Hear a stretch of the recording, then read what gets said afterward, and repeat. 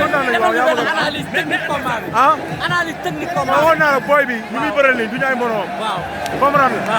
mais lamb su coow amee foog ngeen bëre quoi. waaw mais soo seetaanee su sportivement nag laay waxee man. sport soo seetaanee combat bi. waaw da nga xam ne Mor Kang amul dara. amul dara parce que booy bi moo ko sut. waaw booy bee ko gën a diis booy bi moo ko dàq bëre. dëgg la. comprendre nga.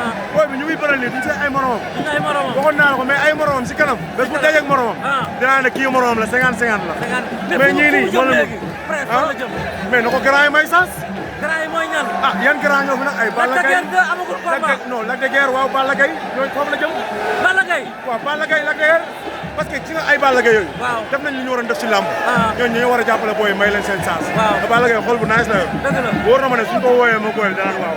juillet mois de juillet sportif la. waaw te mun naa bëre te Sénégalais yi bëgg nañ ko moom Balla Gaye. dëgg la nga jël booy bi combat capital la. dëgg la parce que booy bi mbëru jeunesse la. te Balla Gaye ancien mbëru Sénégal la. dëgg la est-ce que yaa may dégg. waaw kon lamb grand contre petit lay doon. lu tax waxoo dara ci digganteem ak Lac de Guiers.